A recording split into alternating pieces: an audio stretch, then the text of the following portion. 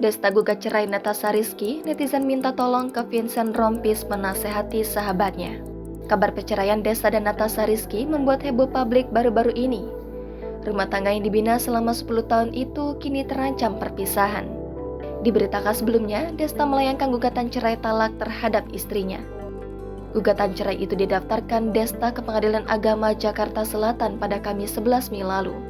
Desta diketahui ingin bercerai dari Natasha Rizky lantaran seringkali cekcok.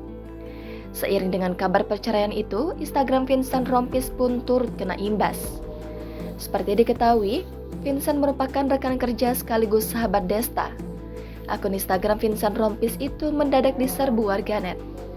Mereka tampak meminta agar Vincent memberikan nasihat untuk Desta.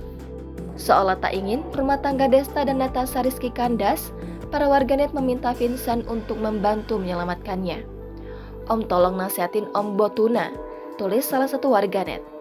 Para warganet itu juga tampak menuangkan kesedihannya lantaran kabar perceraian Desta dan Natasha Rizky itu. Ada pula netizen yang menyinggung soal perkataan lawas Vincent. Disebutkan, Vincent pernah mengatakan bahwa Natasha Rizky merupakan penyelamat untuk Desta. Namun kini, Desta malah memutuskan untuk berpisah dari istrinya. Meski begitu, Vincent Rompis belum terlihat menanggapi komentar para warganet tersebut.